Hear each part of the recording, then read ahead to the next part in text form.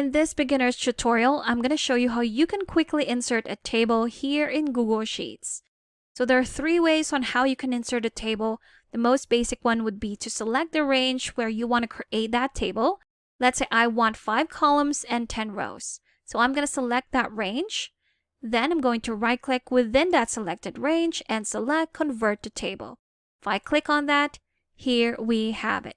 So we have a complete table with our headers and some working columns where we can edit the column type, sort it, and even filter it. We also have our table menu right here, where we have the option to rename it, adjust the range, even the colors of the headers, and some formatting. So that's our quick insert for this simple table. Now for our second method, what if we're looking for a pre-built table with a complete template? If you want to do that, just go to Insert here in the menu bar and select Pre-built Tables. Now this option actually shows whenever you open a new file. So once you open a new file, your tables will be open on the right side. If you wanted to start with a table template, you can quickly do that. So if you wanted to start with a blank table, it's the same as what we did before.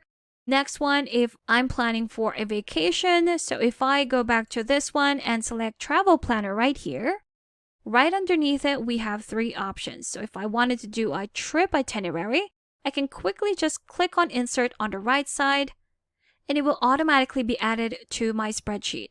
Now it is added as a new sheet. We still have our original table right here, and our newly added pre-built table is on our next sheet. And there you have it. Now for our final method, what if you already have an existing data and you want to convert it into a table?